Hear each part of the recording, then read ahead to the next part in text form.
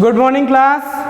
आज हम जो है बहुपद के बारे में पढ़ेंगे, पॉलिनोमियल्स। ठीक है, तो उसको पढ़ने से पहले हम इसके कुछ जो बेसिक चीज़ें हैं वो सबसे पहले जान लेते हैं कि चर क्या होते हैं, अचर क्या होते हैं, बीजीय व्यंजक क्या होता है। तो ये चीज़ें हम पिछली क्लास में पढ़ चुके हैं, फिर से हम एक बार रिवाइंड कर लेते हैं। चर तो x, y, z आदि, ठीक है, जो कोई भी वैल्यू धारण कर सके चर कहलाते हैं। अचर क्या होते हैं? अचर, ठीक है, तो 1 2 3 4, ठीक है, डॉट डॉट आदि, ये अचर होते हैं। और ये बीजीय व्यंजक क्या होते हैं? बीजीय व्यंजक।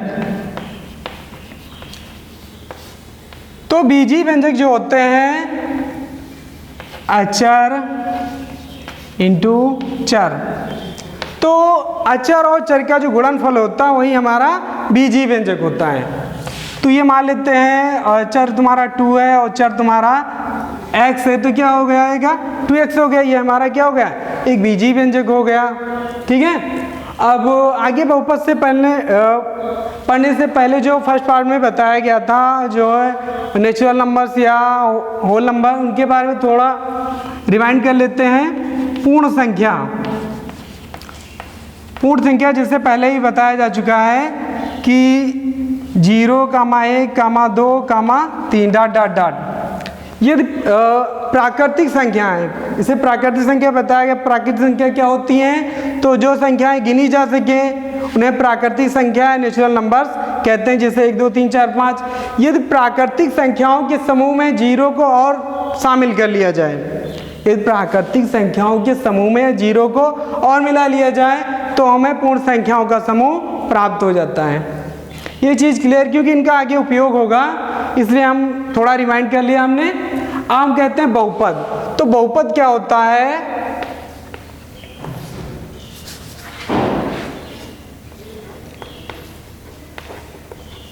बहुपद तो वास्तव में, ठीक है, वास्तव में कुछ जो बीजीय व्यंजक होते हैं, वास्तव में कुछ बीजीय व्यंजक जिनके प्रत्येक चरों की जो घात होती है पूर्ण संख्या होती है, वह हमारा बहुपद कहलाता है। क्लियर? तो बहुपद क्या होता है? कुछ ऐसे बीजीय व्यंजक जिनके प्रत्येक चर की घात जो होती है पूर्ण संख्या होती है, हमारा बहुपद कहलाता है। आपका जैसे मान लो 2x है, 2x क्या एक बहुपद है, क्योंकि इसकी घात क्या हो, 2x की घात क्या होगी हमारी? 1 होगी। ठीक है, 1 क्या है? एक पूर्ण संख्या में आता है, इसलिए क्या होगा? एक बहुपद होगा। ऐसे ही मान लो अगर जो लिखा हो तुम आपका 3 रूट, ठीक है, 3t² + 5, ये भी हमारा क्या होगा? एक बहुपद होगा, क्योंकि इसमें t की पावर जो 2 यानी घात जो t की घात 2 है वो क्या है? एक पूर्ण संख्या है, इसलिए यह भी एक बहुपद होगा। तो इस समय में बहुपद क्या होता है? तो जिसकी प्रत्येक चर की घात जो होती है पूर्ण संख्या होती है, हमारा बहुपद होगा। क्लियर? हम बहुपद के प्रकार पढ़ेंगे, टाइप्स ऑफ पॉलिनोमियल्स। बहुपद के प्रकार।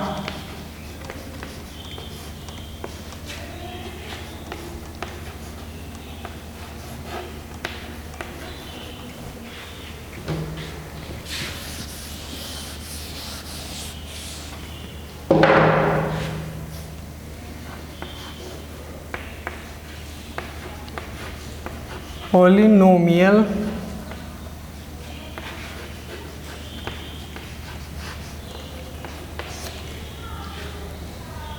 बहुपद के प्रकार। तो पदों की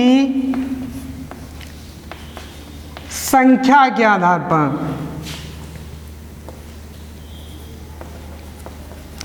पदों की संख्या के आधार पर, तो पदों की संख्या के आधार पर बहुपद 3 प्रकार के होते हैं। जैसे तुम्हारा हुआ 2x, तो ये हमारा क्या हो, इसमें एक ही पद है केवल, तो ये हमारा क्या हो गया?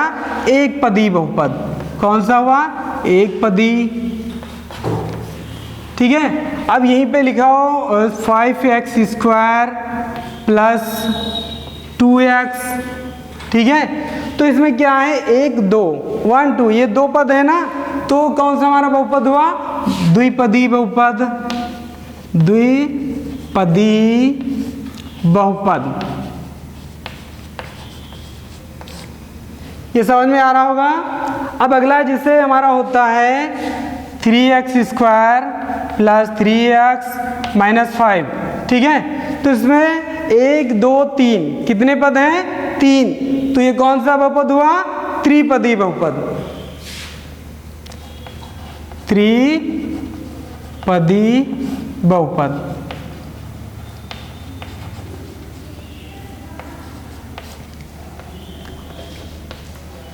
बहुपद, ठीक है। तो ये हमारा हो गया संख्या, पदों की संख्या के आधार पर बहुपद 3 प्रकार के होते हैं। एक पदी बहुपद, दो पदी बहुपद और 3 पदी बहुपद। जिनमें एक पद होता है उसे हम एक पदी कहते हैं, जिनमें 2 पद होते हैं उसको द्विपदी, और जिसमें 3 पद होते हैं उन्हें हम त्रिपदी बहुपद कहते हैं। अब हमारे घातों के आधार पर या घातांकों के आधार पर बहुपद, घातों के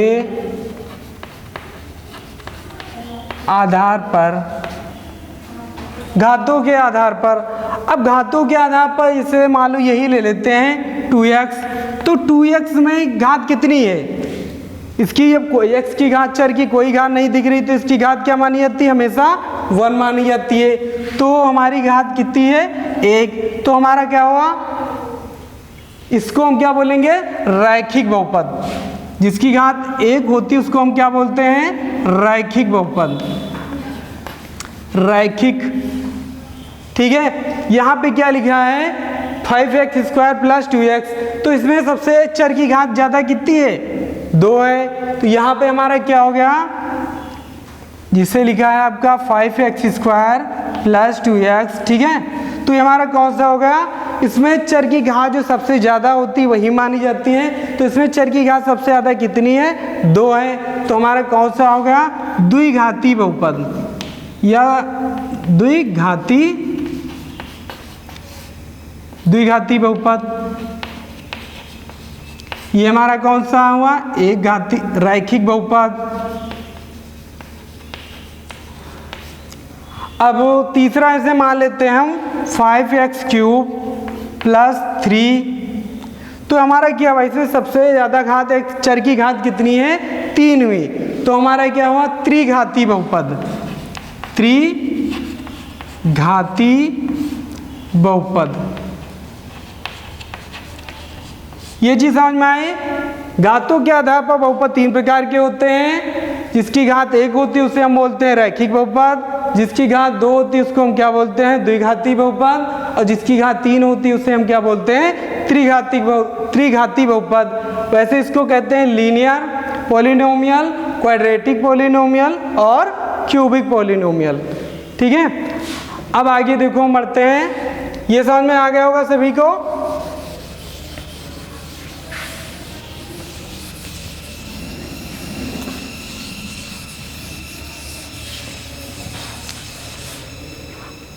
हम यानी बहुपदों को हम निरूपित कैसे करते हैं, ठीक है। जैसे हमारा मान लो हुआ 2x square plus 5x plus मान लिया 2 है, ठीक है। तो इसको कैसे निरूपित करते हैं? तो हम इसको px ऐसे निरूपित कर सकते हैं, ठीक है। और भी इसको हम rx भी लिख सकते हैं, rx equal to 5x square plus 3x minus 2, ठीक है। तो यहाँ पे यदि कोई बहुपद हमारा x के पदों में दिया गया हो तो हम इसको पॉलिनोमियल x ऐसे, या ये जरूरी नहीं होता p ही माने, हम इसको r भी मान सकते हैं। लेकिन ये पद जिसमें दिया होता है वो ब्रैकेट में हम हमेशा रखते हैं। मान लो यहाँ पर x जगह पे y वगैरह हो, ठीक है। जैसे हमने मान लिया यहाँ पे दिया है 5y square plus 2y minus 2।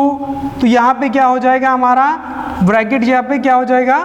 y, ठीक है। और लेकिन वैसे यहाँ पर 2x स्क्वायर प्लस 6y ऐसे भी हो सकता है, लेकिन वो हमारा फिर एक चर में बहुपद नहीं होगा। और 9th में केवल हम लोग क्या पढ़ेंगे? एक चर वाले बहुपद ही पढ़ेंगे। क्लियर? अब देखो इन्हीं से संबंधित सवाल जो है हमारी 2.1 एक्सरसाइज है, इसमें हम लगाते हैं। जैसे पहला क्वेश्चन क्या दिया हुआ है कि निम्न में कौन कौन एक चर में बहुपद हैं और कौन कौन नहीं। कारण के साथ अपने उत्तर दीजिए, यानी कौन कौन सा बहुपद है, कौन कौन सा नहीं, यदि है तो उसका कारण दीजिए। तो पहला क्वेश्चन हमारा है 4x² माइनस 3x प्लस 7, ठीक है। तो हम इसको जब देखते हैं तो देखते हैं इसमें चर की जो घात है, सबसे ज़्यादा घात कितनी है, 2 है, और इसकी घात कितनी है, 1 है, ठीक है। तो इसमें हम क्या लिखेंगे, इसको मान लेते हैं वैसे, ऐसे ही कर लेंगे, यह एक बहुपद है, यह एक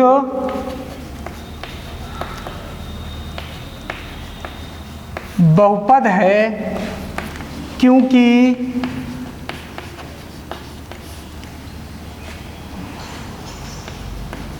इसमें प्रत्येक चर की घात एक पूर्ण संख्या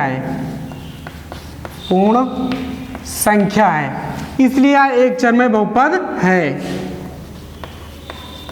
तो देखो हमने इसको देखा, इसकी घात कितनी है, 2 होती है, और 2 क्या है, पूर्ण संख्या है, इसकी घात 1 हुई, वो भी है क्या है, पूर्ण संख्या है। तो यह एक बहुपद है क्योंकि इसकी प्रत्येक चर की जो घात है एक पूर्ण संख्या है, इसलिए यह एक बहुपद है। अगला हमारा दिया है y² प्लस, सेकेंड क्वेश्चन हमारा दिया है y² प्लस √2।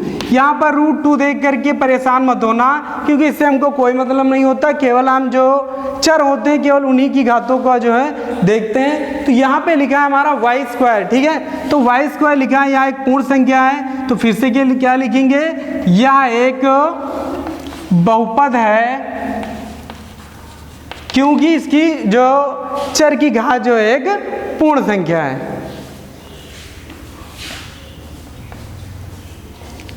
बहुपद है क्योंकि इसके चर की घात एक पूर्ण संख्या है, एक पूर्ण संख्या है। क्लियर, ये समझ में आ रहा होगा। अब अगला हमारा है जिसे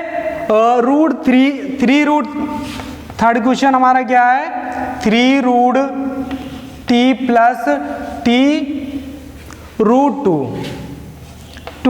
तो ये पूछ रहा बहुपद है या नहीं है, तो यह एक बहुपद नहीं है क्योंकि यहाँ पर प्रत्येक चर की घात जो है पूर्ण नहीं है। यहाँ पर हमारे t की घात कितनी है, आधी है, 1/2 है, हाफ है, इसलिए यह एक चर में बहुपद नहीं हो सकता है। यहाँ पर t की घात तो 1 है, लेकिन यहाँ पर हमारी t की घात क्या हो जाएगी, आधी हो जाएगी, 1/2 हो जाएगी, इसलिए यह एक चर में बहुपद नहीं हो सकता है। तो यही हमको लिखना है कि यह एक रैखिक बहुपद, यह एक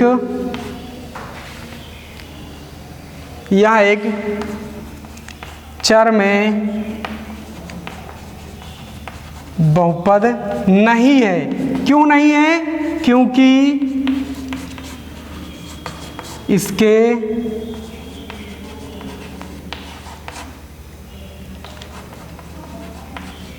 प्रत्येक चर की घात एक पूर्ण संख्या नहीं है, पूर्ण संख्या नहीं है, इसलिए यह एक चर में बहुपद नहीं हो सकता है। यह समझ में आ रहा होगा सभी को। अब देखो हम सभी के जो है क्वेश्चन बता देते हैं। नेक्स्ट हमारा ये आपका ले लो 4th नंबर दिया है y प्लस 2/y, ठीक है। तो इसको y प्लस हम क्या लिख सकते हैं, 2y की पावर -1, ठीक है। ये हम पिछली क्लासों में पढ़ चुके हैं, ठीक है। अगर जो कोई नीचे हो उसको जो पावर में लिखना है तो ऐसे 1/, अगर जो 2 की पावर -2 है, अगर जो सही करेंगे तो 2 की पावर 2 हो जाएगा। हम ये पिछली क्लासों में पढ़ चुके हैं। तो यहाँ पर ऐसे ही हो गया।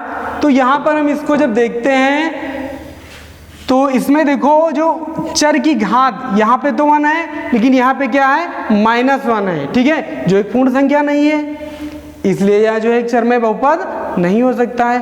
क्यों नहीं हो सकता है, क्योंकि इसकी जो एक घात जो है पूर्ण संख्या नहीं है। और बहुपद होने के लिए क्या हमने बताया है कि बहुपद वह होता है जिसके प्रत्येक चर की एक चर में बहुपद होने के लिए बहुपद की प्रत्येक घात जो है, ठीक है, एक पूर्ण संख्या होनी चाहिए। तो यहाँ पर पूर्ण संख्या नहीं है, इसलिए एक चर में बहुपद नहीं है।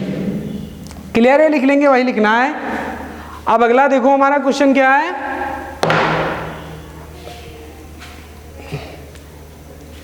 आपका दिया है x पावर 10 प्लस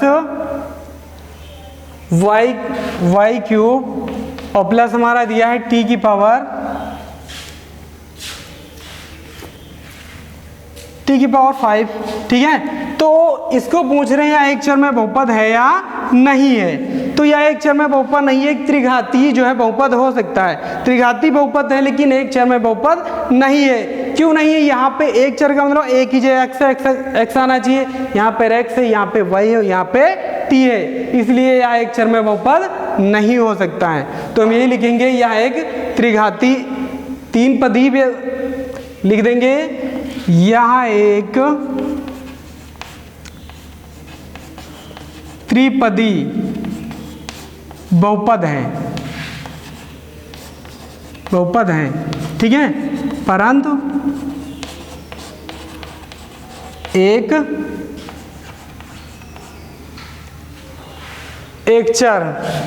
चर में बहुपद नहीं है। क्यों नहीं है? क्योंकि इसमें x, y और t ये तीनों आ गए, इसलिए एक चर में बहुपद नहीं है। हमारा नेक्स्ट क्वेश्चन है कि निम्नलिखित में प्रत्येक में एक्स स्क्वायर का गुणांक लिखिए। इसमें देखो लिखा है फर्स्ट में, बहुत सरल है, 2 plus x square plus x. इसमें देखो हम इसको जब देखते हैं, हल करते हैं, तो हम देखते हैं यहाँ पे एक्स स्क्वायर है, ठीक है। इसके आगे कोई गुणांक तो दिख नहीं रहा है, तो किसका है? प्लस, ठीक है। तो क्या होगा यहाँ पे इसका गुणांक हो जाएगा 1। एक्स स्क्वायर का गुणांक क्या है? 1, ठीक है। ऐसे ही कह रहा, अब ऐसे ही आगे लगा लेना आप लोग, 35 घात के द्विपद, तो 35 घात का जो है द्विपदी, तो द्विपद का तो x पावर 35 प्लस क्या कर देंगे, मान लो 5 कर देते हैं, ठीक है। तो हमारा ये हो गया। और क्या अगला कहता है 100 घात का एक पदी। अगला क्वेश्चन हम ऐसे लिख देंगे x पावर 100। क्लियर? अब अगला सवाल हमारा नेक्स्ट, बहुपदों में प्रत्येक बहुपद की घात लिखिए। तो हमने घात बताया, जो प्रत्येक चर को देखते हैं जो सबसे ज़्यादा घात होती है वही हमारी बहुपद की घात होती है। तो अगला क्वेश्चन 4th का उठाएंगे, 5x स्क्वायर, या ऐसे ही समझा देते हैं। इसमें हम जब देखते हैं इसमें सबसे ज़्यादा घात कितनी है? 3 है, इसलिए बहुपद की घात हमारी क्या हो जाएगी? 3। इसमें हम जब देखते हैं इसको, तो बहुपद की घात सबसे ज़्यादा क्या है? 2, तो बहुपद की घात क्या आ जाएगी? 2। अब ये देखते हैं कि कौन कौन रैखिक है, कौन कौन द्विघाती, कौन कौन त्रिघाती है। तो इसमें घातों का निरीक्षण करेंगे, तो इसमें घातें कितनी है? 2 है, तो ये क्या हो जाएगा हमारा? 2 घाती बहुपद। इसमें हम देखते हैं चर की सबसे ज़्यादा घात कितनी है? 3 है, तो ये हमारा त्रिघाती बहुपद हो गया। इसमें हम देखते हैं कि पूरा निरीक्षण करते हैं, चर की घात सबसे ज़्यादा कितनी है? 2 है, इसलिए हमारा क्या हो गया? 2 घाती बहुपद। इसमें हम देखते हैं कितनी घात है?